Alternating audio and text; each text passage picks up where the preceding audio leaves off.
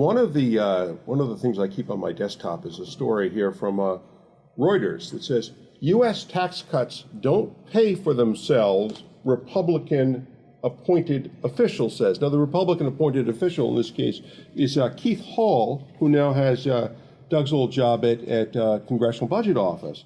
Republicans are saying we are going to put forward a package, a framework that allows for $1.5 trillion, I think it is, dollar tax cut. And when people say, how are you going to pay for it? They say, well, we're going to devise the tax cut in a way that it will formulate enough growth that will return enough money back to the federal coffers that will offset the cost of the tax cuts, which is sort of the convoluted way you now say that tax cuts pay for themselves. But I would be hugely interested, Doug, in having you reflect a little on the government's experience with that and what you make of this redevelopment of the old supply side impetus.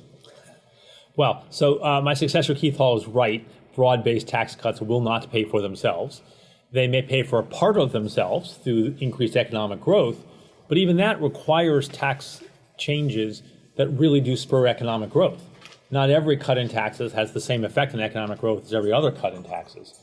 I'm actually a supporter of including the effects of major policy changes on economic growth in the Congressional Budget Office's estimates, this thing that's called dynamic scoring. And I'm in favor of that because I think it is actually more dangerous for the official scorekeepers to just seed the field. I think there's a risk when people say, if the CBO or the Joint Committee on Taxation staff says, well, we just can't include economic growth effects. Because then people turn up and say, well, we can, and we've discovered the effect is to raise growth from 2% to 3%. I think it's much better to have the official, unbiased, skilled analysts take their best shot, recognizing the uncertainty. And I think when they get to doing that for whatever tax plan is put together on the Hill, they will find that there'll be very small net effects on growth. And that will still be disputed by people with a range of other views, but at least to provide some sort of serious anchor for the conversation that will ensue. And we also, the last thing I'd say is that we need to be careful here about how much we're seeking more growth. What the CBO or the staff of the Joint Committee on Taxation will say is this policy will do this for GDP, and more GDP is generally better than less GDP. I'm all for that point, but it also might matter to us who bears the burden of the taxes and who bears the burden incorporating the effects on growth. So you'd actually like to have a distributional analysis to go with your estimate of macroeconomic effects and an ideal world, but we can't get there yet. We put those pieces together. So you would say, well, if we're going to cut corporate taxes and then leave more burden for individuals to bear, well, maybe the cuts in corporate taxes are good for the economy. Let's sort of flow that through these distributional analyses and see how it comes out on net. We can't quite get there, but I think we should be careful about viewing more GDP as the only thing one cares about in terms of the economic effects of tax reform.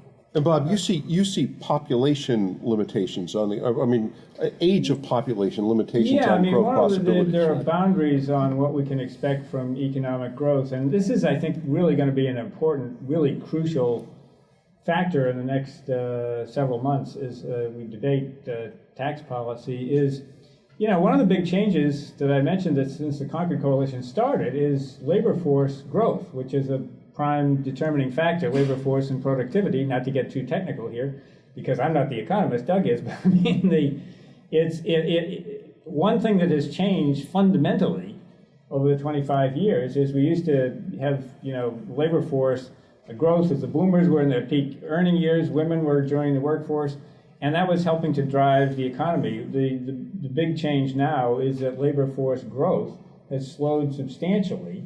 That's just a matter of counting bodies. The boomers are leaving, the subsequent generations, aren't growing as fast.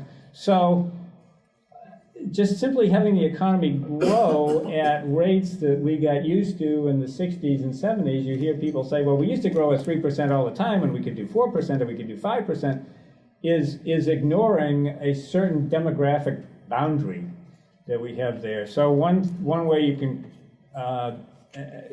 and that will limit any sort of dynamic effect that any policy has. It actually opens up an argument for increased immigration to help with our workforce don't seem to be moving in that direction. But anyway, if you look at the numbers and the economics of it, that's the direction we should be going. And then the other factor is productivity growth, which Doug was mentioning that we don't invest as much at the federal level, and that's been a years-long trend that the Concord Coalition talked about 25 years ago. That one of the reasons to get control of the budget is we don't have enough for investment. We're not investing more. So these two factors, lack of productivity or declining productivity, and the workforce mean that there are logical reasons. Doug's successors at CBO are not saying that that they're projecting 2% growth. They're not doing it because they're a bunch of pessimists or gloomy gusses. There are reasons for it, and we just go out and say, well, we used to do 2% we used to do 3 or 4% in the past, and we should do it again, without looking at the underlying what you're talking about. There are things that